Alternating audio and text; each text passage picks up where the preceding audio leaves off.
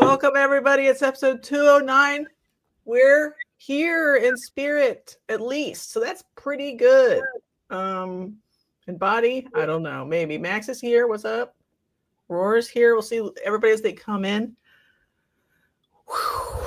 Let's do our sponsors real quick. Shane Kelley, he said he's watching the Highlander series in entirety. That is the update he feels compelled to share with the entire internet.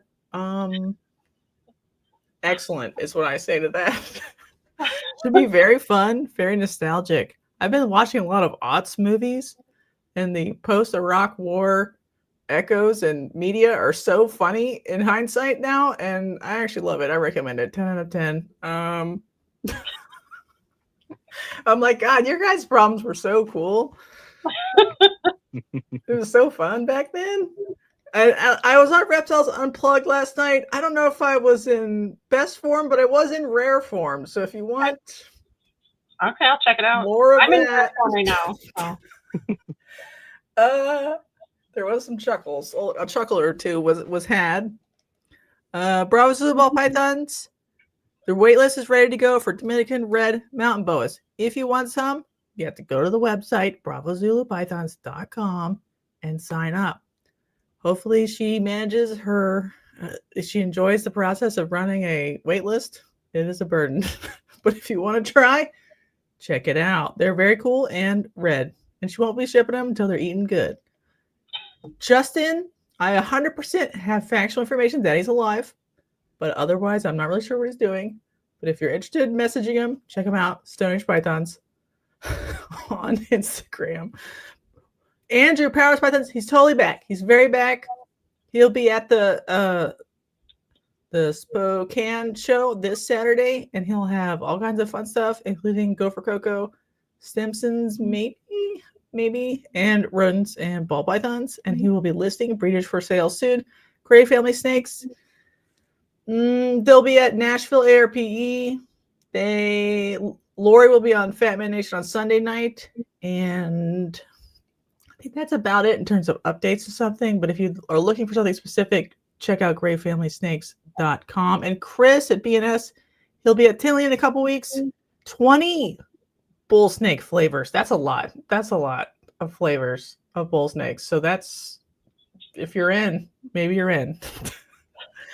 He'll have T-Paws Bloods, Longicatas, Albino Pines, Lucy Southerns, Hets and Visuals, T-positive Argentines, MBKs, and then on November 8th, he'll be at the Gettysburg Expo in PA. Morph Market updates coming soon. It is always hard. Look, no Stimsons yet. One children's python available. Message if you want a children's. Very good. Very good. Whew. All right. Eric's here. Andrew's here. A bunch of people here. What's up, everybody? Thanks for coming. All right, let's get into it. I was most impressed by and it's Chris's post that showed it to me, like that the hotel was playing ball with the. They tried really hard. Yeah. So we found out so it's like the Friday night, the Saturday, and the Sunday. Sorry, I just stole this right off the bat. At the mixer, we were all sitting there because they were like, oh, they put up that menu with all the snake themed food and drinks and shit. And then we got to the mixer and I'm sitting around, I'm like, all right, where's the booze? And then we find out that the hotel's chef and bartender had quit that day and just like walked out. So they made that whole menu and no one got to try any of it. Are you serious? I was most excited about that. I was like, I want to hear about it. Like rattlesnake noodles or whatever it was.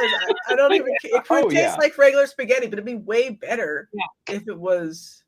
I was looking forward to trying one of their like mixed drinks. I forget what it was, but it sounded really good, and that was not to be had. So. And the Scotch eggs that weren't to be. Right, that would be so gross, that would be fire. You know, so were you both there all 3 days? Oh, we drove together. So yeah. Okay. So so we were there the whole time. Yeah, so I was stuck with him the whole weekend. No, you weren't, because you camped out in the room for a Yeah, bit that's because fair. you Yeah. so she Yeah. died halfway through the weekend. I did. Whoa. Whoa. Like died from like just too many talkings to humans and needed to decompress. I had norovirus. And I Okay. I got sick on Monday before the show, and I was barfing all week. And then on Friday, or it was like Thursday night, I was like, if I wake up feeling like crap tomorrow, I'm not going. I'm canceling. I woke up Friday morning and it's like, oh, I'm okay. And so we went. And then Saturday, my body was like, what are you doing? You're not better. And I just started going downhill. I didn't even make it through halfway of all the talks. I think I went back to the hotel. Oh, bummer. And was just getting sick at the hotel that night. Super cool. So, and I toughed it out for Sunday. Someone got Scotch eggs on Sunday morning. Oh, really? Did they hire somebody back by Sunday? Maybe. Very cool. Yeah. There was a pool. Did anybody go to a pool party? You know, I threatened to wear a snakeskin Speedo, but no one took me up on that offer. Maybe if I wasn't sick. I mean, that might make you sick, but yeah. Sorry. Listen. There's always the future. There's always next Colubridfest where we can all be in Speedos. Ugh. Okay. Anyway, moving all right. on. Well, let's talk about the talks. Do you have like highlights or favorites, or was there a theme? I like that they had like chunks of themes. They sort of like had like scientific sort of talks, and that like where they did like a breakdown of what a colubrid is, and colubrid and colubroids, and like taxonomy, and then they did like diseases, like kind of grouped together, and then they had like a group of talks that were like husbandry and enrichment related. And then I don't know what happened after that. So you, Christen, you missed out on the talks that were let me think.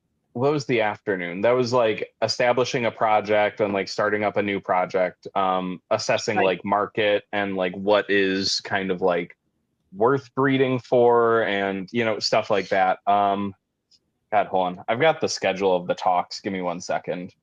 Because off the top of my head, I'm very, very dumb and very tired today. Sorry. Unacceptable. Do you just keep talking around now? No, I do did not. You maybe get it? No, I somehow avoided it the entire weekend, even though I was nearby. Okay, so that's not the panel talks. That's disappointing. Keep talking. I'll be there in a minute. Okay, so for the talks that you got to see, Christen, what did you have like one that was your favorite? Well, actually, I know you were dying, but like I was dying. But so they did. I really enjoyed the rare genetics talk. So RGI did a talk about just like genetics 101. I think it was just really well done. It was like they put some humor into it as well. It was just a really good, like, sort of basic genetics talk. I don't know. I just think they did a really good job. I enjoyed that one a lot. That was the first one, I think, of the day. They were all really good, the ones I saw anyway. But I also really enjoyed the king snake talk just because I really liked the way he had his like enclosure set up, where he had like 4 different hide options that were underneath. So they were, I don't know if you saw the build that he was using, but he has like, I just saw a picture of like an Applegate style enclosure. So I assume he was talk specifically about Applegates. Yeah. Yeah, it was very Applegate style, but it was modified. And it was like a PVC Applegate. And apparently you can purchase them specifically like online. And there's a manufacturer that makes them, which is super cool. They were really interesting, and the entire presentation was basically about like setting up for success and giving as many options as you can. And it was a pretty it was really interesting for sure. Was it the Reptile Basics ones or a different one? It was a different manufacturer. I actually wrote it down. Like I took a little book and made like took notes during a lot of the talks. So I wrote down the manufacturer. It's someone in Texas, but I forget who. All right, that's cool. So yeah, it was kind of neat. I think like I try to do similar with some of my setups too, where I offer different like dry hides and humid hides and different things with like moss and stuff, so they can kind of pick where they go. But it was neat to see it kind of laid out differently like that, and where he was saying like he finds them like 70% of the time in this area, and I just found that kind of interesting. Yeah. So real quick, can I interrupt? So I've got the list of talks in front of us. So the first talk of the day was Ben Morrell, or Dr. Ben Morrell from Rare Genetics. The next one was John Lasseter, which was the king snake talk we're talking about. The next one was Dr. Loafman and Kayla Martin from Infrared Reptiles talking about enrichment. Then it was Dr. Whitman talking about snake diseases. Were you there for that one, Christen? That was after lunch. I don't think I made it that far. Okay. So maybe the one where he was talking about like the facility. No, that was John Rice, because so it was supposed to be Jeff Galewood and John Rice talking about like quarantine practices. Right. And Jeff Galewood kind of bowed out of it, I think like a week prior, because he signed up for Anaheim. Right. But John Rice put it on and made me feel like no matter what any of us do, we are nowhere near as uptight about quarantine as we probably should be. Yeah. Then there was a break. Then it was Joe DeStefano talking about starting up a project. And then the last one was Clint Bartley, Eric Westmoreland. Hi, Eric. I know you're in the chat. And April Linkfield talking about the culture of colubrid keepers. Okay. Yeah, I left during the break, I think. Okay. Yeah. The one with the RGI one was really cool. Personally, I didn't get like a ton out of it just because there was a lot of information I already knew, but there were a few things I picked up, like as far as like some of the weird, like how some of the codominant genes actually work, or like incomplete dominant, whatever we want to call it, and how like visual hets are. And there was some really interesting stuff with that for sure. Yeah, I just think I liked the way it was presented. Like it was presented. Oh, sorry. It was presented in a way that was like really digestible, and especially for anyone who is there that like really isn't familiar with how that stuff works. You know, you get. Yeah, it was. None of the talks were like at a level where if you were a new keeper there, you were able to understand it. You know. Yeah. Can I ask a spicy question? Go for it. Is that a little boring though? For some people there, maybe like if you could have like breakout sessions where one of them is like genetics 101 in the morning, and the afternoon sessions are maybe a little more intense. So I know that the sorry, Christen, I'm not trying to talk over you. You're not. Okay. So I know that part of the whole thing is like that they want everyone to be able to see everything and not miss out on anything.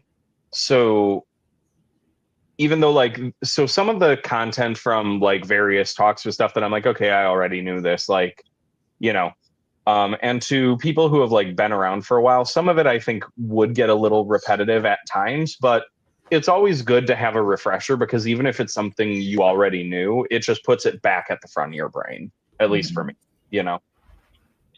I wanted to say one thing. I think we missed the point where on Friday that colubrid and colubroid, and that talk was on Friday, not Saturday. Which one? The one where he like breaks down all the different families of the snakes. Yes. Yeah. Okay. Yeah, that was Friday. So when we got there, so a couple of things that like if you tune into CCR, they talk about like there were a few issues with like parking was a pain in the butt, and like we had trouble because on the website it says like you can buy tickets until like 10 p.m.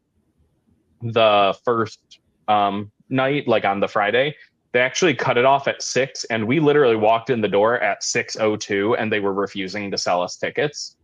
What? So yeah, crazy. and they did that to like probably what, Christen, like 30 or 40 people, and like refused, and then like other people like Zach and Clint had to get involved, I think, and then they ended up letting us all in. The hotel or No, the venue. The venue. Yeah, the venue. They were being really weird about it. all right, okay. Yeah. Very weird. But so when we got there, they kind of they were supposed to do 2 talks on the Friday. One was going to be on like sexing snakes, and then the other one was going to be just like hey, like what makes up a colubrid versus a colubroid, and going into taxonomy more in depth. They did do the sexing thing, but it was more of a demonstration. I watched the YouTube later because we had arrived after it happened, or I think during. We arrived during. Yeah, but it was just a little demonstration where he was just basically showing how to like pop snakes, or how you can feel the hemipenes if you run your hand, or not your hand, like your finger down the snake's tail. Mhm. Kinky. So it was much more like a little huddle of people than like a talk. Mhm. Yeah. Okay. I just like that sort of confuses me because like, is this supposed to be targeted at people who don't know what colubrids are and want to learn about it, or people that already like colubrids and want to have an extreme nerd out session? Because sometimes I feel like I hear the latter, but that's sounding like the former.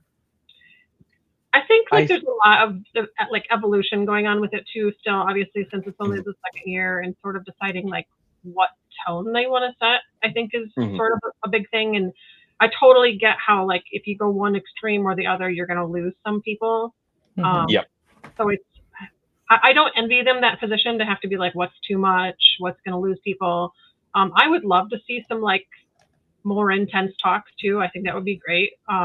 Like that kind of stuff I think is fascinating, even if it was like really niche and specific, and like maybe even stuff I don't keep or whatever. I still think that's interesting.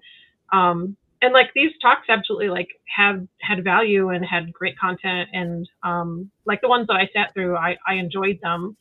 But it's a tough thing because like it's sort of a relatively short time that you have to like cram a lot of activities into. I don't know. I don't have a good answer. Have you ever been to like a scientific conference? Yeah. No. So like, you know how a well-designed presentation of your research would technically quickly and efficiently provide all of the background information, but not be so boring as to like bore someone who's a specialist in the field too? You know what I mean? It's like a slide or two of intro information. Like, let's establish how many setae are on this spider real quick, and then I'll explain to you how this is a new species later. But right now, you got to learn what is a spider and setae. So, like, maybe it's just like a style thing. But I'm like, I don't know. Like, it's interesting to. That's why I was like breakout sessions, a newbie 101 session, and a more advanced session potentially. I do know that next year we're doing the talks in like a more. Like a smaller room, and I think that they are all there. They had said in their post Colubridfest podcast thing that they did that they were going to start working on scheduling and getting talks sorted out like way in advance. And so maybe that will take care of some of that, where we'll get maybe like more like high level or advanced talks as well. I don't know, but it's something interesting, I think. Eric says it's Scalebox was the brand of enclosures. If people want to look it up. Yeah. I think the other thing too is like they really want Colubridfest to be like community building, establishing connections, like everyone is welcome. So I feel like, as much as to some extent I do agree with you, I like the idea of like kind of having multiple talks going on at the same time, or like, you know, more advanced talks over here. I know part of it as well is that they don't want anything to go like super species specific. They kind of want all the talks to be linked or like applicable to everyone to some extent, so that like no one feels like left out. And I feel like they want it to be very inclusive. But I also understand like there were some of the topics that I'm like, yeah, this doesn't really apply to me, or Like, this is stuff I'm already doing, so it's kind of like just building onto. But like, by and large, it was still a really good experience. Was there time between each session for questions? Yeah. Yes. Okay. Yep. Was there time to go talk to each other or something in between? Like, was there breaks, built-in breaks? Yeah. Yeah. Mhm. A lot of the talks they slated a lot of them for like an hour to an hour and a half. And most of them did not go that long. Like, there were a couple of them that only went for like 20 to 30 minutes. So you ended up having like, there ended up I'm being, laughing because I'd be like, my talk would be like 40 years long. yeah. That was always an So- overrunner of time in my day. So go ahead. Sorry. Yeah. So no, you're good. So like, in between all the talks, people would, they'd sneak off, run to the bathroom, grab a drink. Like, a lot of us would just kind of like wander to the back because everyone had their tables already like set up on Friday. So people would just kind of stand by their tables. You could like go and like walk around and like steal a glance at like the animals peeking out from under a sheet or something. Yeah, I mean, there's a lot of talks that I've been to where I'm like, I gotta go, honestly. And so, like, running away and chit-chatting in the hallway was always a lot more fun anyway. I'm gonna be clear.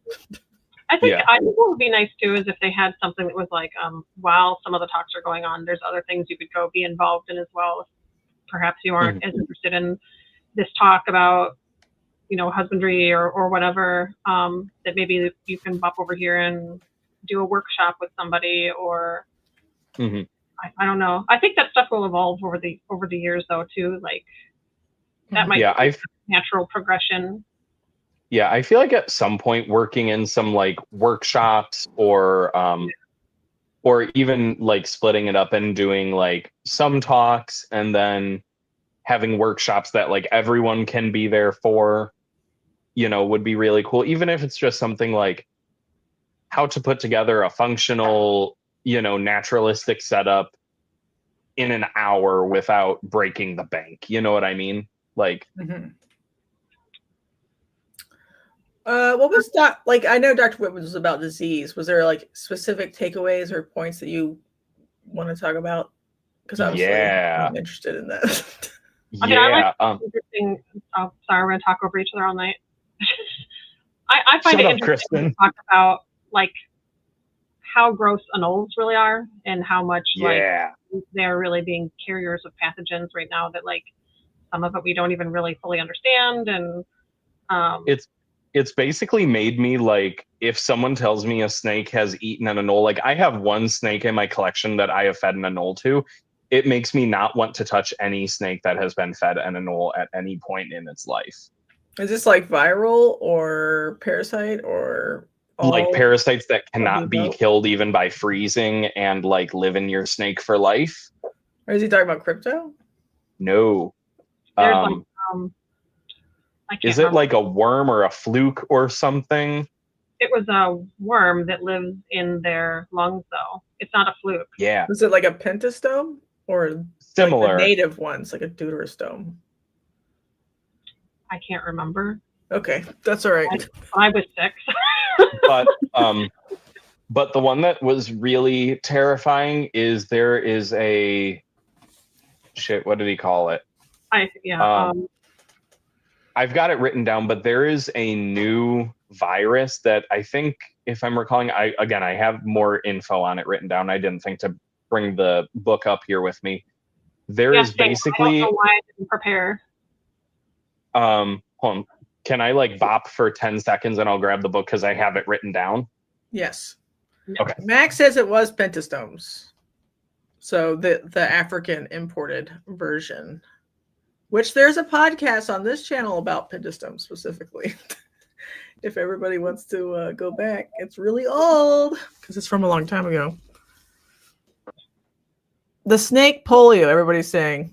Okay. Yeah, so it's snake polio. Can you hear me? Yes. Sorry, I'm walking back up.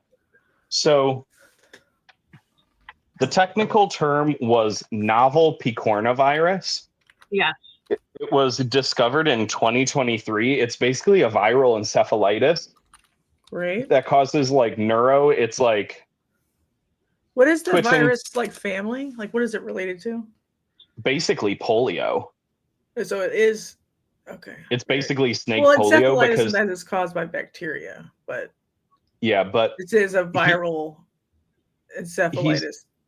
he basically said that at this point, all they were calling it is novel picornavirus because they don't actually know what it is yet. So this is just like a placeholder name for it. Do they know the species of origin? No, because the info was it's Very basically cool. contagious to everything, like across like boas, All pythons, squamates? colubrids. All Basically, yeah. squamates. So lizards too? He didn't mention lizards, but it wouldn't surprise me. But it's basically like a neurologic that causes like I listed all the symptoms. It's like twitching, twisting, kinking of the body, body flattening, tremors, loss of writing ability, and then ultimately death. Mm-hmm. So that's super cool. Very cool. I'm so glad. What's Screw funny Nido, about how watch we out for do snake things? polio. Well, how we do things, it's very not good. Like we buy lots of things. They all live in the same room. They're at the same importer. Nobody wears gloves. Everybody's a monster. The show is a Chinese wet market. Everybody's touching everything, dripping all over stuff. Bowel movements. It's so like it might have been in one species of snakes from Papua New Guinea or something or whatever, and we made the spillover event happen, and it might have been fine in the species it was adapted to. So like I'm not surprised. Yeah, no, but it's kind of like a whole new level because he said at this point there's no indicated treatment, there's no indicated cure. It's just basically super contagious and it kills everything. Very cool. Also, happy birthday. That's also thank you. Hey, thanks. Now that we're talking about death. Hey, you know what? Yeah, never mind. Listen. I was gonna make a morbid joke. No, right. We're keeping it together tonight. There is a lot of info on this channel about biosecurity. I don't know. Like there's a lot of things. I don't know if you ever heard this, but University of Florida will identify a novel virus in something sent to them by a vet. And then there's like, good job, dog. And like nobody cares because like never even gets published, you know? Yeah, so that was actually something he brought up was like, if you have a snake you suspect had this, send it to Florida for testing. So is he at Florida? Him personally? No. Okay. No, he is not. He's up. I think he's in New York. He's just a vet? Yeah. Okay. Yeah. Go ahead. Oh, sorry. It was interesting talking to him because like I work in vet med. So I was asking him about like, hey, do any of these like vet med, like industrial disinfectants do anything for like any of the snake diseases? And he was like, good luck. Which was super reassuring that the stuff I was like, oh, this kills like parvo with like you spray it on parvo and it like kills it in like 2 minutes. Like, what'll it do to crypto? And he was like, oh, it thinks it's like a fun little bath. And I was like, oh, that's great. Super reassuring. Right. Well, I don't know. I'm not trying to be super mean here, but like, doesn't the cognitive dissonance of immediately having a reptile show right after that where everybody touches everything, does that ever, do you feel it sinking in the room? Is it in? I felt it. I don't know about you, but like I was sitting there and I was like, everything is staying in its deli cup. I'm not getting anything out until I get home. Like, yeah. Right. Yeah, that's tough. I don't really like to let people hold stuff anyway during shows unless like, that's what we're talking about, right? Yeah. Right. Yeah. I don't know. I'm to a point where like, I honestly don't like taking my snakes to shows anymore.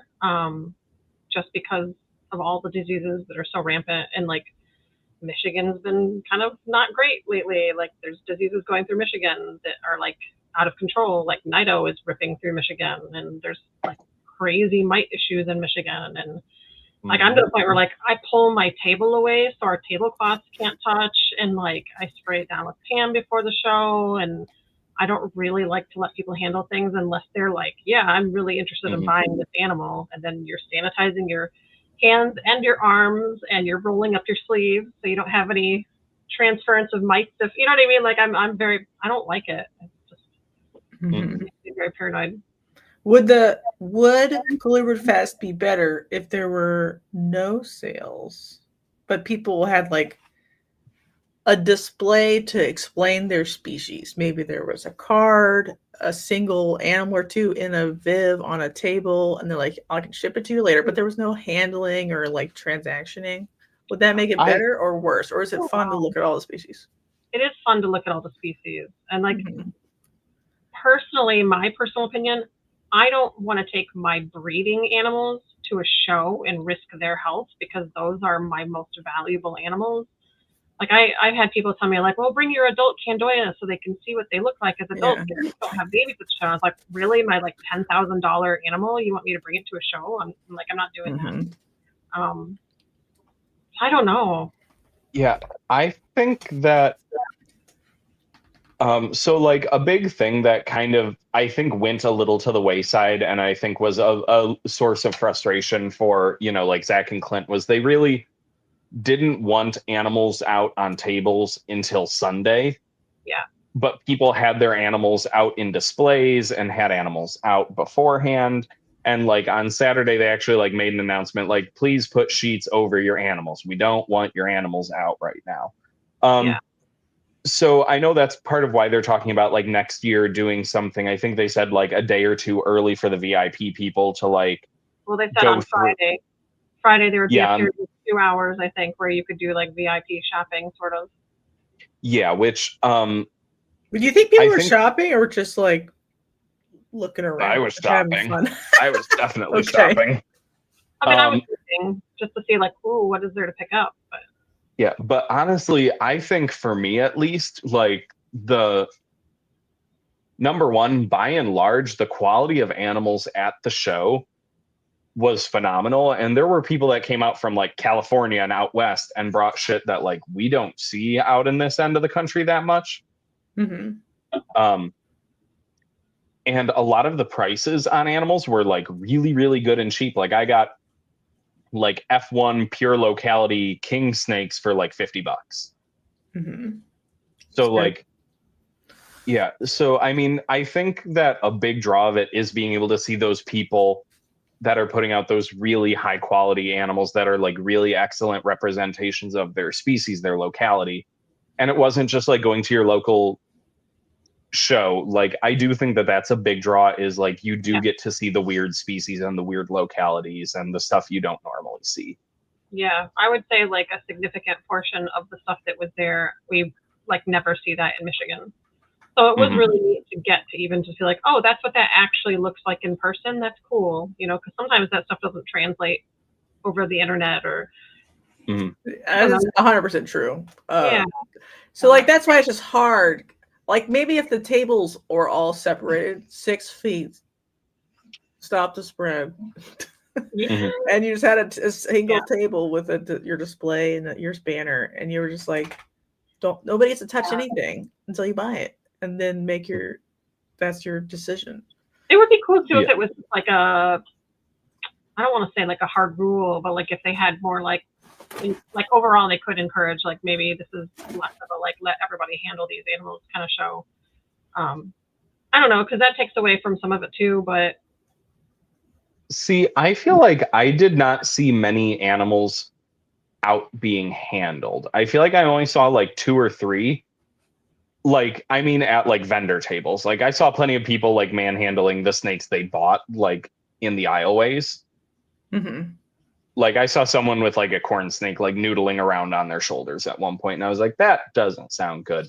But I feel like next year, if they had like the showroom kind of separated more so from the talk room, because there was like a curtain partition, So you could just kind of like walk back there in between stuff.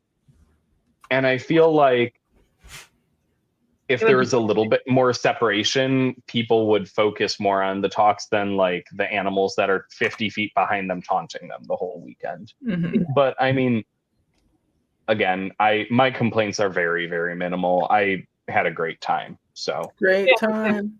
Yeah, overall, Max? honestly. So Go. Max said the variety C is why it's worth going there for, and displays, like I said, that are maybe simplified would lose the allure. I know, but here's the thing. It's not, you can't have a talk about all these deadly diseases and then be like, go to the disease buffet. And not that anybody there had any diseases, but that's not the point. If you're going to like pretend that you want something to be some way, you got to execute steps that make it be. yeah. If you wanted the highest end, rarest locality colubrid show, you have to take care of them. That's all. Mhm. I was getting hot. I'm sorry. No, you're good. I mean, and like Like you can have lots of snakes there and have extra steps. Like there could be no snakes out of deli cups on the sales floor rule. Like it Yeah, has and to be I- physically over your table. well, we I have don't. local shows in like Jackson and stuff. It's like required to have hand sanitizer on every table. And there are things like that could be done to make it safer overall too. Just be Or like, everyone has to wear gloves because crypto Yeah. doesn't care about hand sanitizer. So like The Yeah. thing for me though was like, I will not name names, but there were I definitely saw at least one table with like more than a few snakes, like open mouth breathing, and like some that had like really smashed up faces on the same table. And I was like, all right, Mhm. steer clear of that corner.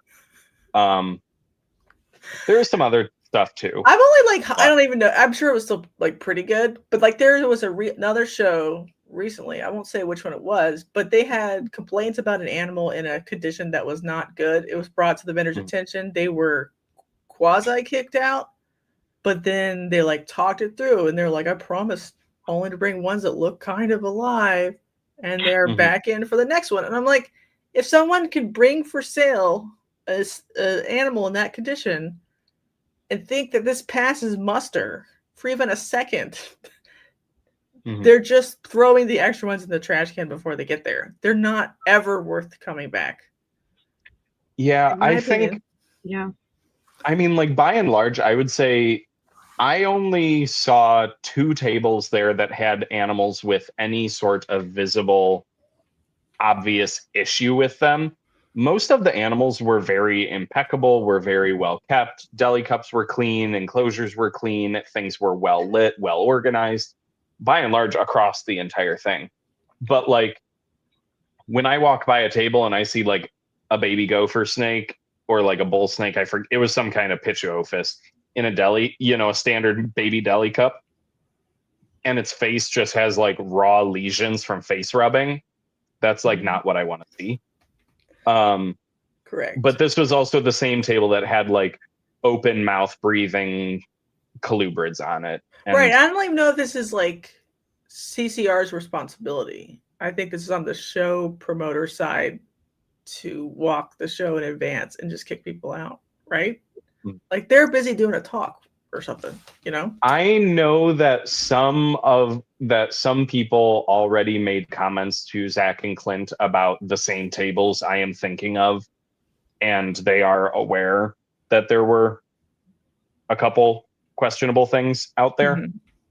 Okay. I'm also But I gonna don't know just if like it's their fault. It's not their fault. no, it's absolutely not. You can't control what someone brings to your show. Right. You can just tell them not to do that again or to be more selective in the future. Correct. I just like, I don't know. In my heart, I want it to be like a super nerd fest. I don't care about new people. Sorry. There has to be a space for people to be yeah, comfortable. And I would be So- most comfortable if everyone's like, don't touch fuck nothing. This is a safe space right now. I need a safe space. That would be better for me. Maybe not better for sales, but better for me in my heart. See, I think I'm with you. Like, I think I was able to have the nerdy talks with the people I met there. yeah. And that was the big thing because so many of the vendors are people I've spoken to at length online for years. Like, Montross, like Chris Montross from Dark Horse Herp was there, and I like dorked out with him talking about rat snakes. You know, Did he drive up or fly and ship? I'm pretty sure he drove. A bunch of people drove like long distance with their animals. So like honestly, my favorite part of it was just connecting with people there, and having those nerdy talks in person. Because I feel like a lot of it was very like, if you're not into the same kind of snake, like you appreciate the content, but you're not going to have that hour-long nerdy deep dive talk about Pituophis with someone who only keeps garter snakes, you know? Okay. Okay. Here, spicy new suggestion. No animals come. You just have a name tag. Hi, my name's Chris. I like Pituophis, rat snakes, and you just have a list of genera that go down this little sticker. Mine would just say, I like snakes, or otherwise it looks like it's a scroll. And then you just like talk to them about it. And then, yeah. What about that? That'd be crazy. I don't know. I mean, it was definitely weird because like I absolutely had people come up to me that like I've talked to through Instagram, but I didn't know what their actual in-person name was. And then they were just like, oh, you're Chris, like you keep this. And I'm like, yeah, who the hell are you? You know, I had that with like, it happens all the time eventually. Yeah. And like by the end of the weekend, I was like, okay, this is like, again, like safe space, but yes, it is Colubrid speed dating.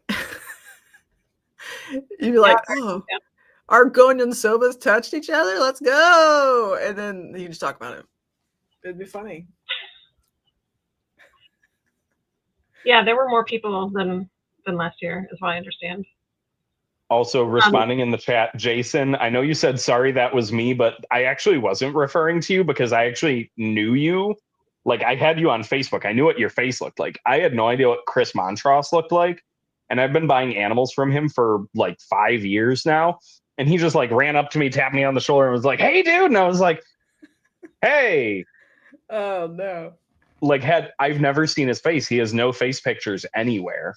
So I had no idea what he looked like. Hasn't he been on a podcast or two? He has, but I've not seen, I don't watch the lives. I just listen. Okay. So right. I've never seen his face. Do you think that the people attending the show part there were more outside people or more the people who were already at the talks the day before? I feel like it was a majority of the people who were already there. And I think everyone just kind of like milled around and did like 12 laps. Okay. Because I mean, I'll be honest, out of all the like larger shows I've been to, this one was probably one of my favorite. But I will say the amount of vendors was smaller than what I expected initially. I don't know what I was expecting, to be honest. You know how many there were? Or I want to say maybe 40 to 50 at most. All right. It's fine. It's pretty good. So, but the thing was the quality of animals and the spread that people had made up for it. But it was nice because you were able to go around multiple times and it wasn't so big that you felt like you missed stuff. Like every time you went around, you noticed something different. But by the end, if you made enough laps, you were like, I feel like I saw everything and I missed nothing. So that was super cool. J-Car says 50-50 because he saw more faces on Sunday. But like, was it like a 2,000 person door on Sunday? Like, is the show promoter making enough money to pay for the venue, or does it really need your ticket sales for the whole weekend? Like paying for all the parts to cover the venue? I know you don't know this. This is me speculating wildly. Well, I don't think they've said either how many people attended, but I do think that next year will probably be bigger because they said on the last CCR where they like recapped it, they said that a week or 2 weeks prior, there was a really, really big expo in Fort Wayne, like an all species expo. And so they're planning it for next year to where there will not be an expo for, I think, like a month or two leading up to Colubridfest.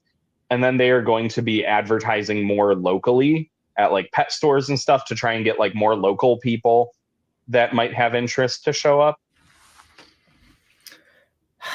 But then it's more like a regular show. I don't know. This part's hard. Like the tension between like the commercial side and like the nerdy education side. So I if it was me, it's not me, but I'd be like size down the venue. So like it's more chill.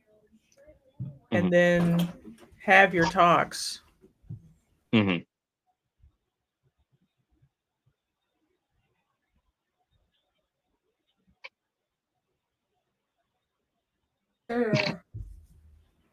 He needed a hug. All right, what are we talking about? What were we talking about? The Golden Dragon? Joking. The Golden Dragon. Yeah, like if you had it at the Golden Dragon, you would have food and entertainment around the time that you were between talks. Think about that. Yeah. There you go. I will say the area was pretty nice because there were ample restaurants and like different stores and stuff. So it was really nice for that much. I will give it that. Jennifer says they addressed in the podcast that they need to bring in more outside people. Okay. Probably to like make that venue make sense price wise. I'm assuming because like IHS, I was looking at the prices. It's $350. It's like a normal scientific talk pricing to rent the venue. And I don't know, what was the ticket cost for you guys? Oh, so it was $75 at the door, which actually so it wasn't bad for a 3-day. Because frankly, I had more fun at this than I've had at any Tinley, and Tinley is, $55 for the 3 days. But the thing was, so on their website, they actually say that the ticket price for VIP was $65, and then when we got to the venue, it was $75, if I'm recalling correctly. There was, I'm pretty like sure. If there's no. Like, I guess what I'm saying is if there's no door and it becomes a dedicated nerd fest, the ticket price will go up. But I think that's a sacrifice some people might want to make because a normal educational talk-based conference is $200 to $300 straight up ticket plus hotel. Yeah, because that's what compensates for renting the venue. Yeah, absolutely. All right. Jennifer says they said that some people weren't doing well in sales. The common stuff wasn't selling. Christen, would you agree or disagree with that statement? Are you muted? Yeah, I muted myself. Okay, sorry. Yeah, I would agree with that statement. It was a lot more the interesting or high end stuff that seemed to be moving more. All right. Well, it's not my show, so I'm not really in charge. So they can do whatever they want. Is the answer. But it's an interesting dynamic too, if you think about it, because you've got higher end snakes selling. So it would be interesting. It's like the whole are we nerding out too hard, or are we being inclusive to new people, or are we doing this or that? And it's interesting because we were talking about how the talks maybe aren't super high level, but then the animals they're selling are clearly people who are here for higher level colubrids. That makes sense. So I don't know what I'm trying to say here. It's just an interesting thing I noticed. It just feels like there's a tension between the two. I agree. The two goals. Maybe it's the tension between Zach and Clint's desires for what it should be, and so maybe there's a slightly different way to bridge that gap. Because I don't know if you would have as much fun if on Sunday 10,000 kids came in and they were wondering where all the 3D printed dragons were. It wouldn't make it as fun. Yeah, I think so. Walking around, when I saw the tables that had the really nice morph stuff, or I noticed, and it might just be because out this way we don't have a ton of people that work with them, but there were a lot of Pituophis people like I felt like NV Reptiles had a lot of attention. There was someone, I forget his name, but he had a table with a lot of like really nice albino Sonorans and like Applegate albinos and stuff like that. And his table seemed to always have people at it. The Metazotics table was busy. Kayla Martin's table was busy. April Linkfield had a ton of attention the whole weekend. And so it seemed like the stuff that you don't normally see out on this end got a lot of the attention, but then like the tables that had like just rat snakes or like just corn snakes or primarily king snakes did not do as well. And it seemed like, again, kind of the issue was that a lot of the people that traveled to come there, like myself included, were walking around and like the only thing that I picked up over the weekend that was completely unplanned was the really nice locality Cali King. Because, you know, you don't go there when you're kind of like a more advanced keeper expecting to get like a Petco special type species, you know. So I think the more common species, they do appeal to the off the street pet keeper. But most of the people who are making a point to travel are looking for that thing they don't have or the thing they've had trouble finding. The other thing, this is very spicy, maybe too spicy, caliente, if you will. It's possible Colubridfest could flood the couple hundred people who want a very specific kind of thing market there. So it almost should travel at least a couple states away or something, because let me just give you an example. Like Kayla brings whatever lamp from Altus that's cool, and she keeps bringing them every year. If all the 5 people who wanted it the first year buy it, and maybe 2 new people buy the next year, I don't know if those are targeted to Mom and the 3D printed dragon, little Billy, Timmy. Those aren't for them, but maybe it's that person's in a different place.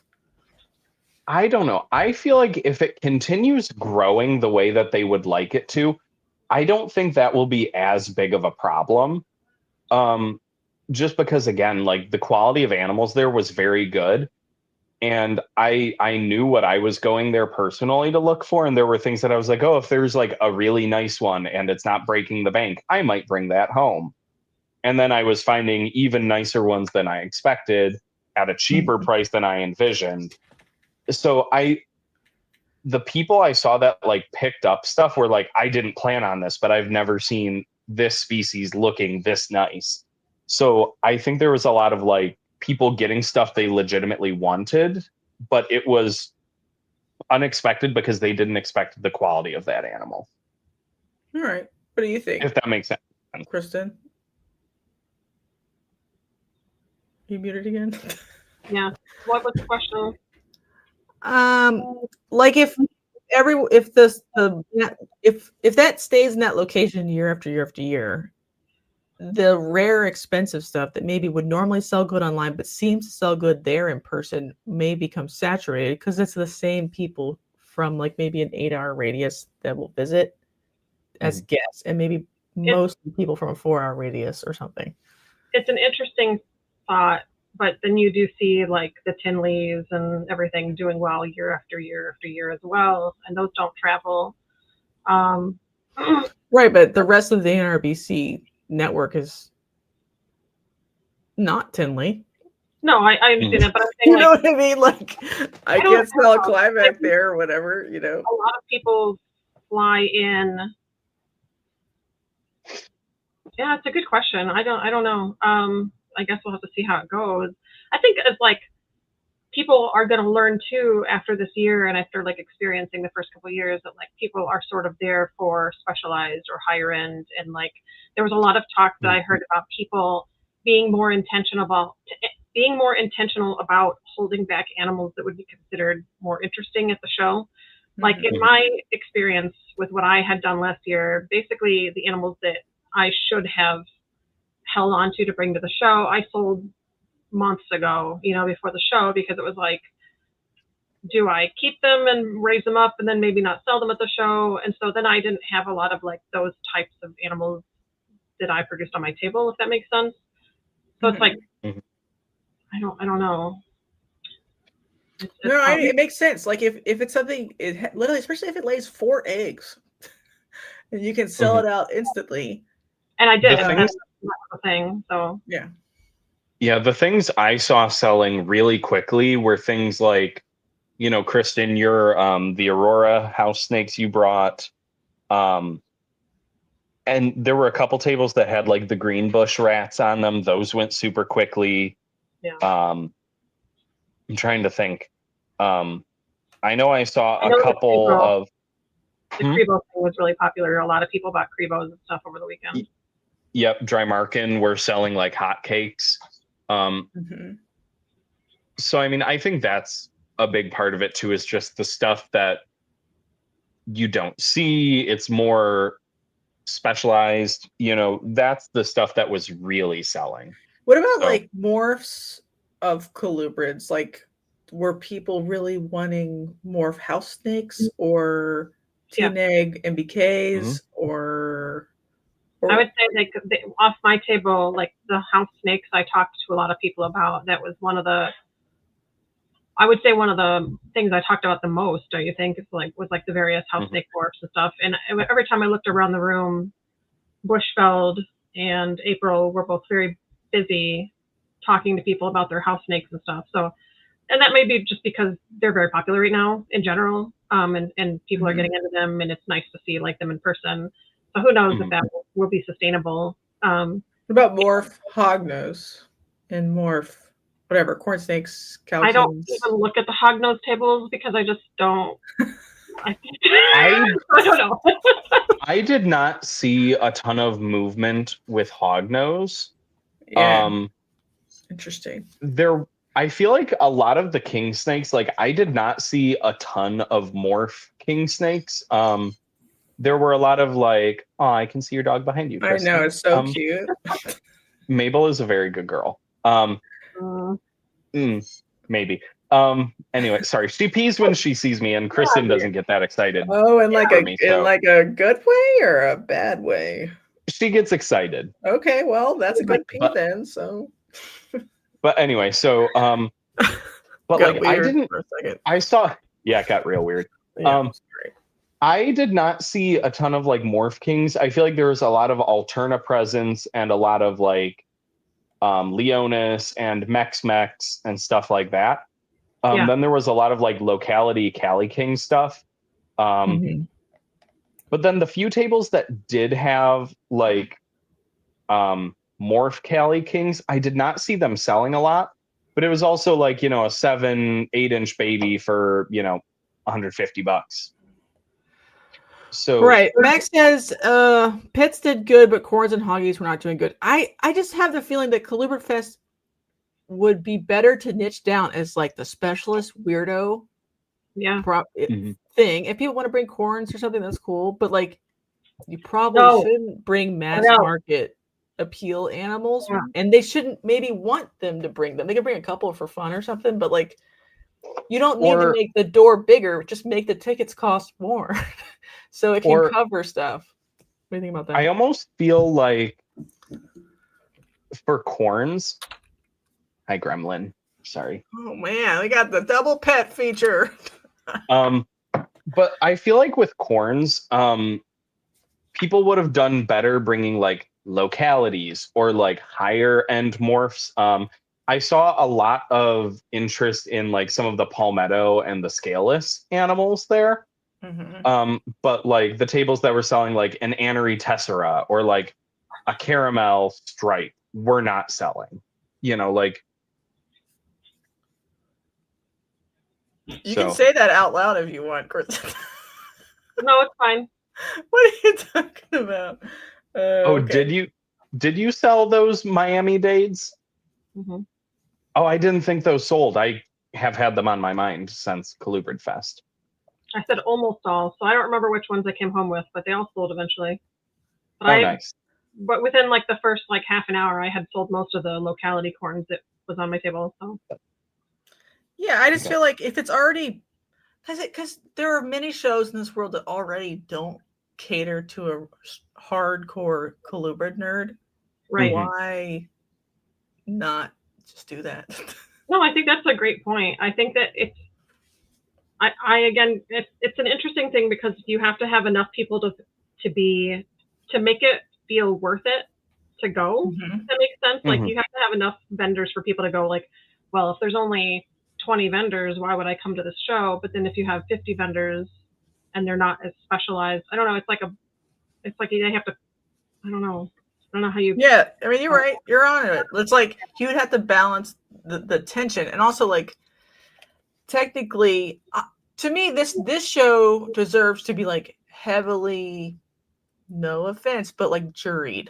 You apply to get in. You tell them which species you're going to think that you could produce and bring, and then they pick a spread, like 1 or 2 house snake people, and 1 or 2 pit people, and 1 or 2 locality king people, and so like you get a good spread, so you don't accidentally bring 10 morph hognose people. Maybe 1. It would be interesting to see if next year there's like twice as many vendors or something too. So Yeah, I know. Again, I know I've said it like 4 times. I know that they said that they have full intention of expanding and doing more next year, and but the interesting thing to me was that even the vendors who did not do the greatest still seem like they're very Happy. they're still happy because the environment was still good for them. Mm-hmm. So would the environment be improved by having more children? No. Be honest, right? That never improves an environment. Not that there's anything wrong with children, but I think like to market it more and get more families in a bigger door would take away from the specialness of it, in my opinion. I didn't see too many children there, though. I really didn't. Well, I mean, like next year, like if they make the door 2,000 because they do a marketing blitz, right? Mm-hmm. It would be just a normal show again, but with just more focus on colubrids. But yeah. Mm-hmm. My other favorite thing that I don't know if anyone else who is in the chat that was there noticed, there was one table that had 2 diamond carpets on it, and then there was one table that had Anery Kenyan sand boas like shoved in a corner. There was? Yes, there were. Because I went up to the table and I was like, because it said diamond cross, and I was like, why? I was like, diamond carpets? He's like, yeah, these are 12% diamond python. I want $350 for them. And I was like, you have a snake in a container that a cake came in from like a grocery store right now. Like there was actually a table that had like takeout food containers. Would that be like a bannable offense? I don't know. This table was like honestly the only one that I saw there that like the animals themselves looked good, but they were all literally in like recycled food containers.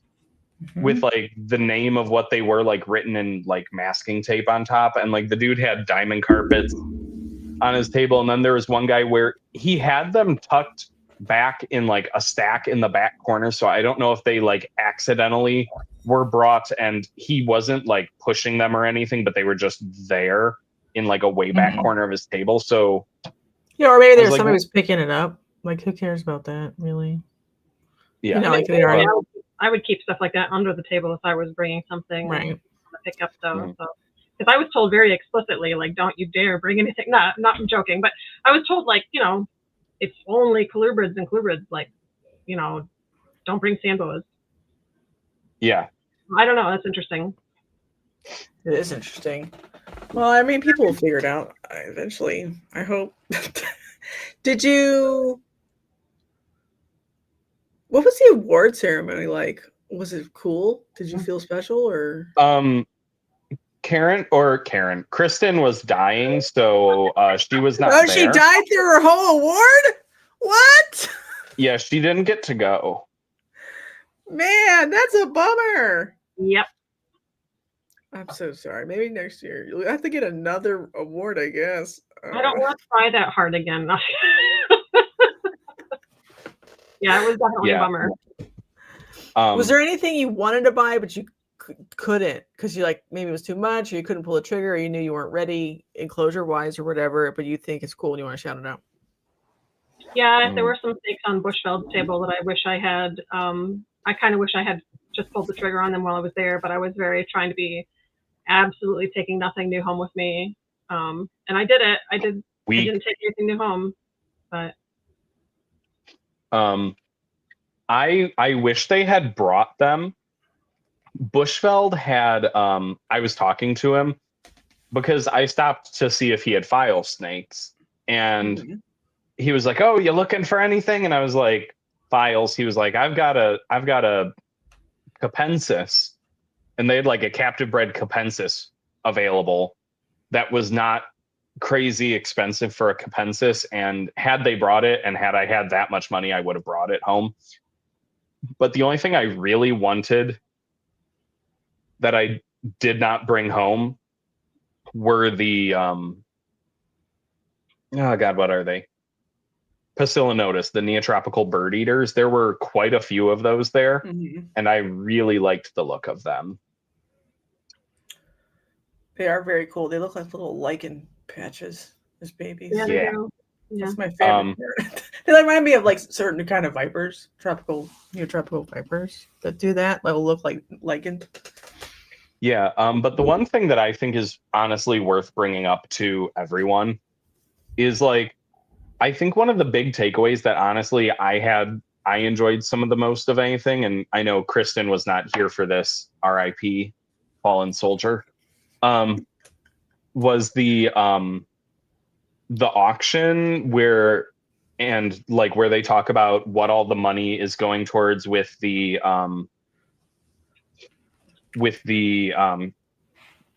grad students out in Iowa and all the research they're doing into like the local snake population, and the research they're finding out with like the wild hognose and the racers and all the native wildlife there. That was awesome. I mean, Loafman's got a damn great group of kids there. Why did I call them kids? They're close to my age, but you know, I'm 28 going on 45. But really great group of students with him. They're doing like some honestly like really great, really important work out there. The auction was super fun. The place, I forget if they didn't have a liquor license. There was something involved with like we weren't supposed to have alcohol there. And Mickey was like buying the bottles of alcohol that were donated and having the students crack them open and give shots to people to try and get people to bid, which was hilarious. Oh, hell yeah. And then the people from the venue, all the like staff wore these like red blazers. And so they would like start circling and like start appearing and like they would watch. And then people would be like, the red coats are coming. And then we'd all like hide the alcohol and everyone would stop drinking. Was this in the same room or was it like in a... Oh yeah, it was the same room that the talks were done in. Okay. So like after the talks, they broke and everyone went and got dinner. And then everyone kind of like reconvened for the auction. A lot of people had some drinks, a lot of bidding. They ended up, I think they said last year they got like somewhere between 11 and 15,000 for the research. This year they raised like over 20,000, which was super cool. So that was awesome. Did anybody have rain rat snakes? None. Lame. I know, right? Climax? I'm assuming. There were a lot of Climax. Expensive though. I mean, granted, I'm talking like $300 for a gray baby. Oh, well, I mean, like online, you probably can get. I'm a little cheaper than that, but like I have a wait list 80 miles long, so I'm like, well, give them a discount for waiting 3 years. Back in early 2024, I paid like $150 for my albino. Yes, you are correct. But like, and sometimes you'll find them floating around. But I think since the Zirkles basically reduced their colony to nothing, there is no I'm going to put mass producer in quotes, but no like large producer who has a big colony of them. Really. So I think you can argue like they're rare enough that the market will bear a slightly higher price. Mm-hmm. What do you think of that theory? Yeah, I mean, the thing is, I know that Japanese rats don't have the clutches that a corn snake has. So like there's fewer of them out there. Arguably, I think they're the better version of a corn snake, next to Slowinskii, but they're a little bigger. They're a little bigger. Tiny bit. But I don't know. I think the thing about a Japanese rat is they're nice as adults. As babies, I did not see any being like sold. A lot of the ones that I saw in the morning were still there at the end of the day. Mm-hmm. And I think that when they're still in that kind of ugly gray phase and you don't have like a picture of the adults or like the adults themselves there to draw people into the giant green snake, you're not going to sell them for $300, unfortunately. But this is a super nerd show. The like ontogenic color change crew should be appreciated by the super nerd show, in my opinion. Yes. Right? I would think like most of the people that looked at them know what they're looking at for the most part. Right. They might have already had them or something. Right. Or they didn't want them. And the thing was, I noticed stuff like that. I saw bear dye. There was one guy, his name's, have you ever heard of Jerry Hartley? He does pure locality herps. Is that his business name? Yeah. Yeah, I think, yes.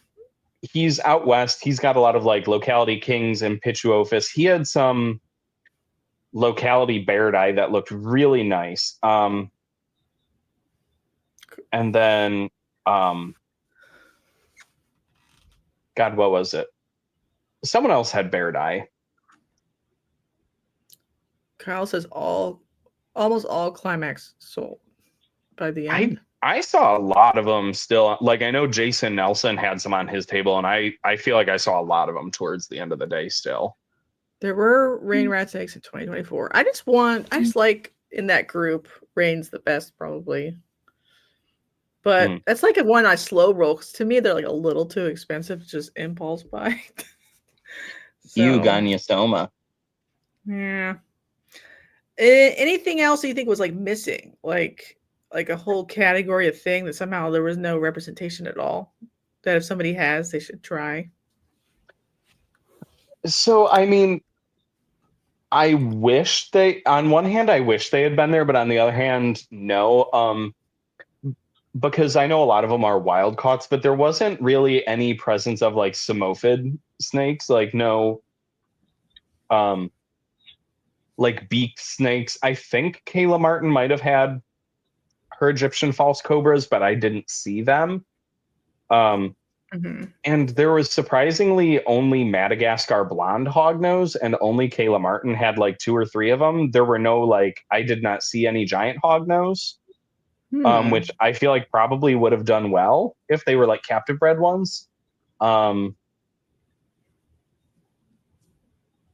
to think. There was a nice garter snake presence from a couple of vendors, but I did not see a ton of garters selling, though. I saw a few sold at the auction, and I saw a couple people picking up babies. But a couple of the tables that had like the California Reds still had a decent number of them on their table, and they had the mother on the table. She was a good-looking animal too, so I was surprised more of those didn't sell. Boega, how much? There was talk about Boega earlier, but how many species were represented, you think? I saw I think I saw 2 or 3 at very most, but they were all on the same table. Boega didn't really have a presence, and Baronai didn't either. But I don't know if that's it's because I think they have some weird laws with rear fangs there, and like I didn't see tricolor hognose either. And I was kind of looking. Maybe they do. Well, they have hognose, right? Other like Western hogs. Yeah, they had Westerns, but I think there's some weird rear fang laws in Indiana, if I recall correctly. But yeah, I didn't see any Baronai, which I was really surprised at. Did it look like Chris was selling Nerodia? Yeah. Okay. Like Dark Horse Chris. Yeah, sorry. There's a lot of you out there. Yeah.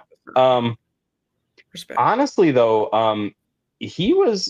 I don't think he sold a ton of Nerodia, but a lot of people were talking about them and were looking at them. We're like, yeah, I'm very interested in these. I just am like, I'm limited on what I can bring home right now. But his Nerodia looked really damn good.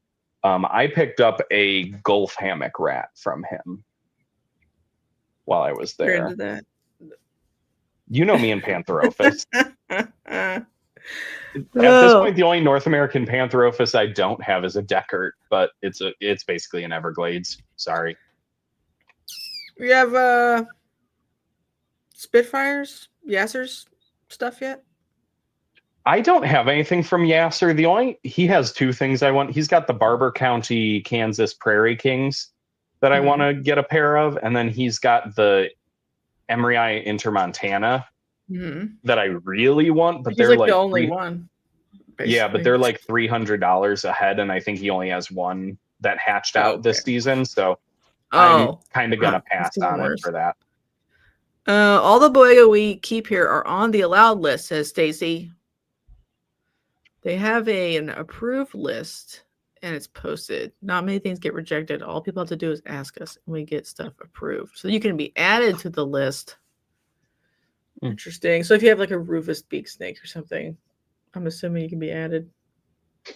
Yeah, there were some snakes though. Like the other thing too is like a Rufus beaked or like an Egyptian falsy or some of those African Simophids.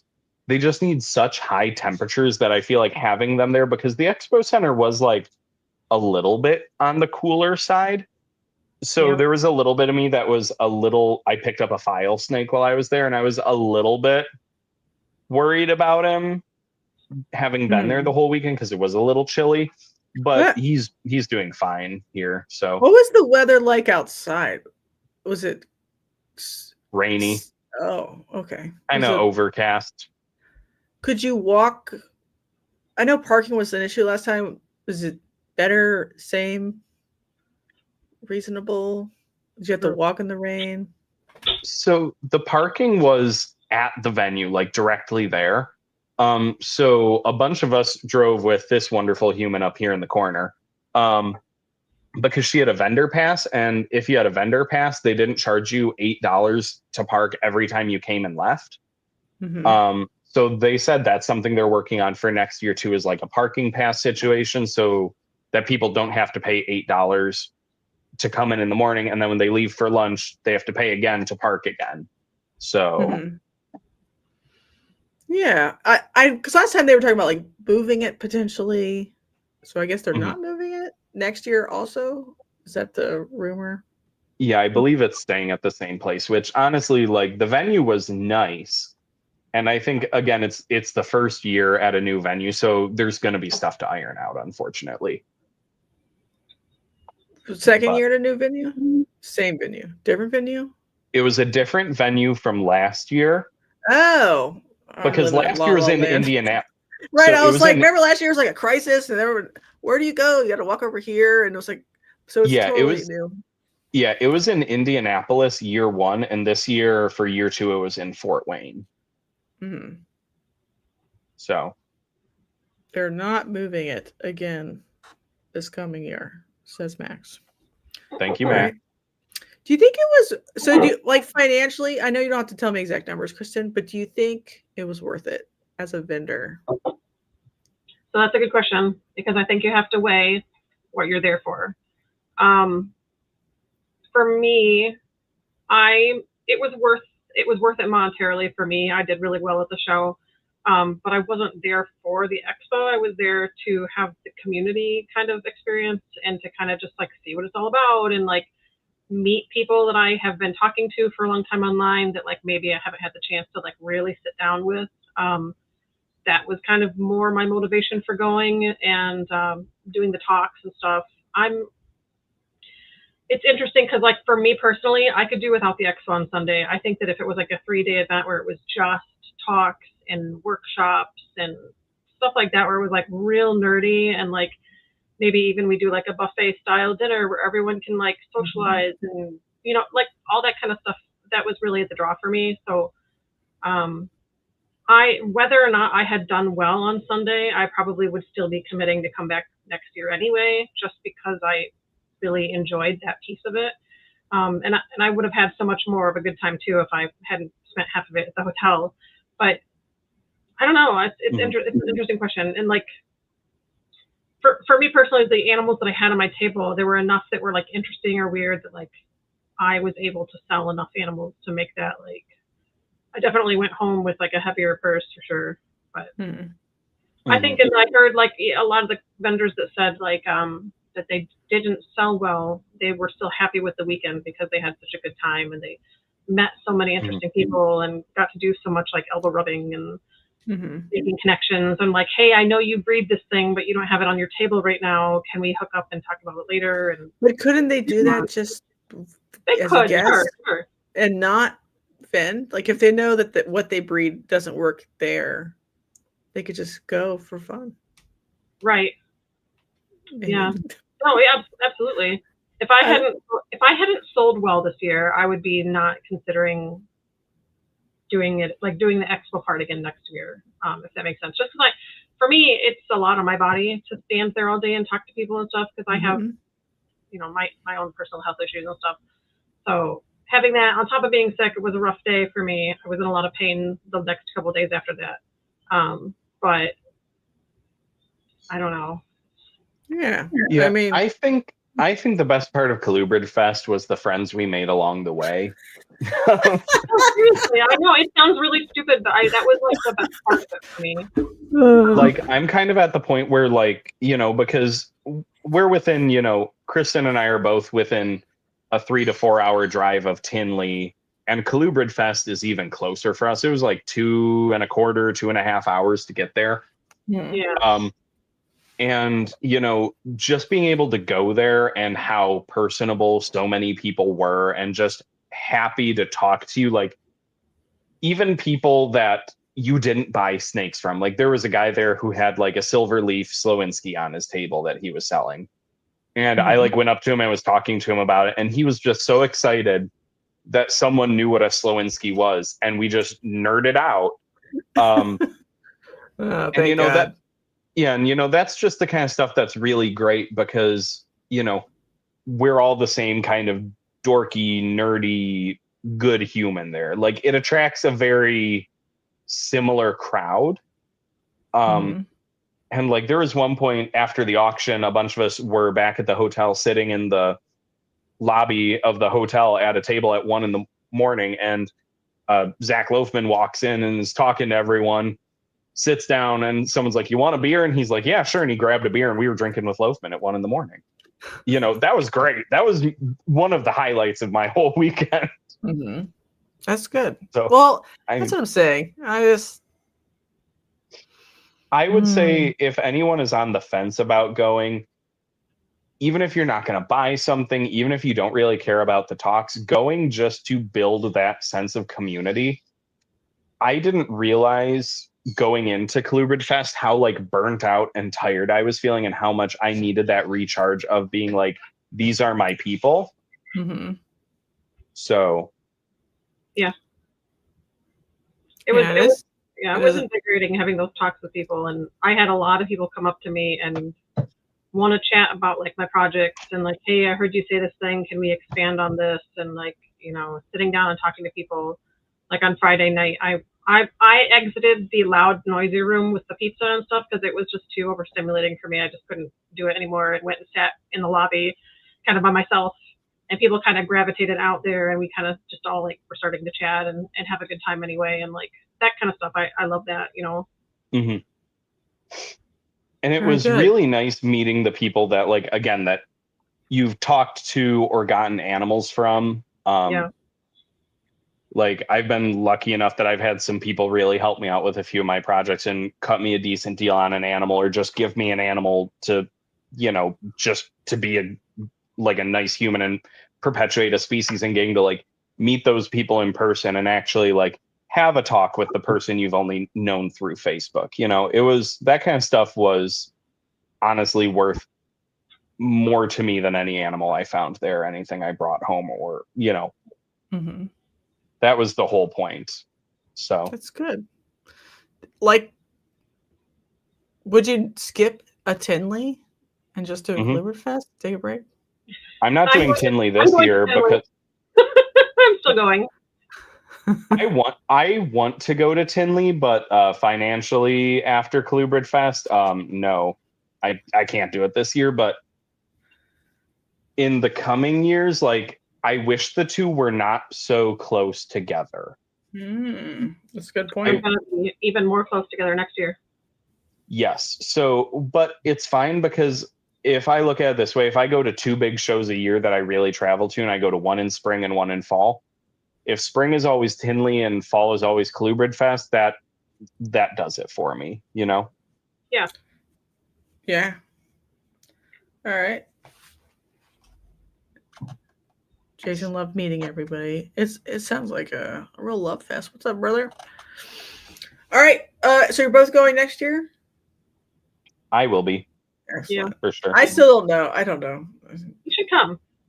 I should do lots of things. Everyone's like, you need to drive 17 hours to Daytona before Wayne dies. And I'm like, I hear you, brother. But like, which one of those things is the most important? I don't know.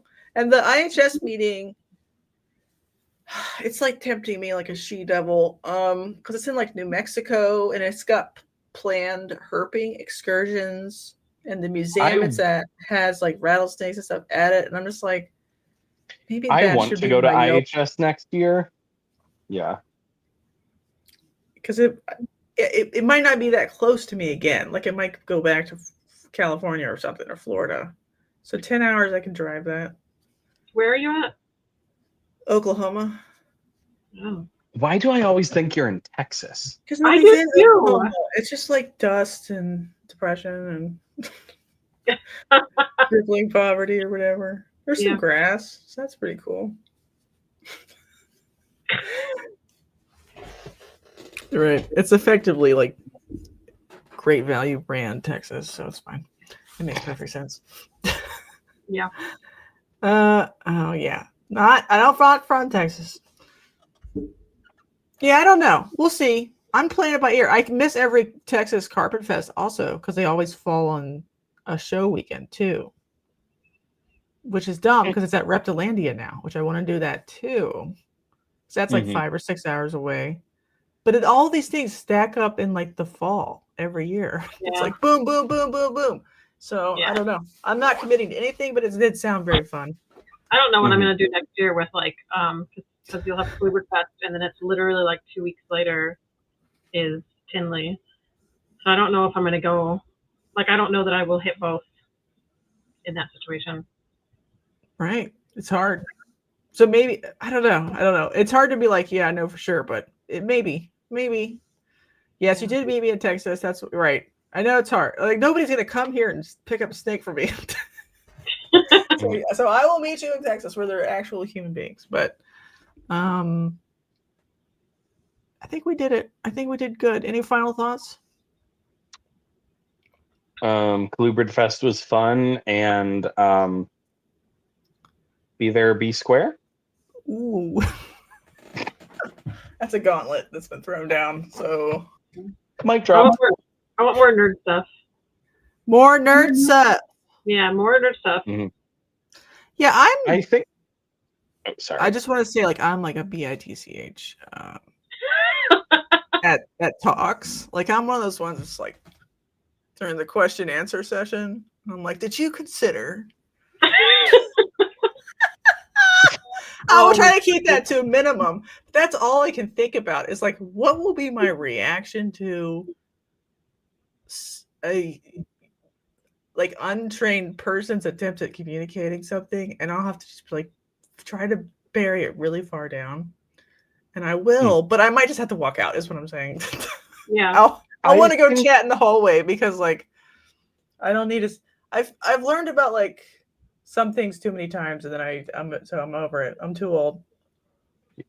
I think the only thing that like is a thought I have on Colubridfest, which is not casting like any shade or anything on anyone or anything, but I just hope some of the talks are a little bit longer next year, because there were a few that were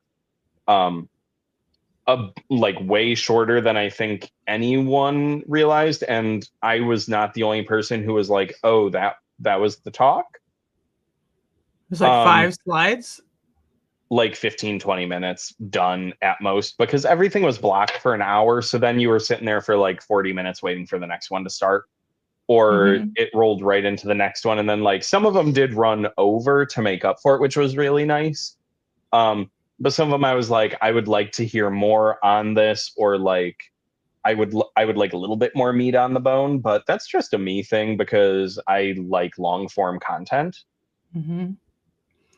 Yeah, I mean, a 15-minute talk is kind of pretty normal. It's just the question answer session should be fielded by people who have good questions, because then they can expound probably for another 15, 20, 30 minutes or whatever. So it's like, it just depends. The questions were pretty good for the most part. From what I saw, there were a lot of like engaged questions, and they did some like extra, I don't know, brought up extra points and. I agree. All right. It caught Max off guard. Yeah. And I'm not saying you have to pre-screen somebody's PowerPoint or whatever, but you could. Maybe. Some topics don't need to be an hour, honestly. Also, like pre-screening their topics, maybe, that they want to talk about. Also, nobody's allowed to get sick next year. Yeah, seriously. Sorry. Can't do it. Had I gotten... I like the week before Colubridfest was in the ER, and the doctors were like, "Hey, we might do surgery next week," and I was like, "Yeah, go What's die." What's wrong with you? Oh, I'm Don't fine. Tell me. It's personal. Are you gonna make No, it? You're good. If you're gonna make it, then good. Are you gonna make it? Oh, I'm totally fine. I was fine within like 5 days of. I had like a weird hemorrhage in my throat and was like bleeding out of my mouth everywhere, and was like coughing up blood for a few days. Oh, it was really bad. But then they like gave me some magic medicine and they fixed it, and they're like, "Hey, we want to do surgery on your throat like tomorrow." And I was like, "That's cool. I have a thing with snakes and I'm not doing that." I'm not. I want to ask so many questions, but I'm going to bury those also deep down inside, because that's personal information and it probably shouldn't be on the internet. So I'm just like, where's the blood coming from? But I don't know if anybody needs to know that. I'll tell you when we're off air. Okay, good. Let's do it then. All right, let's say goodbye. I think we did it. Thanks everybody for coming by. Have fun if you go. Everybody meet me at IHS, maybe. I don't know. I just have a feeling I'm going to be there because I can't help myself. Do it. Bye. Bye.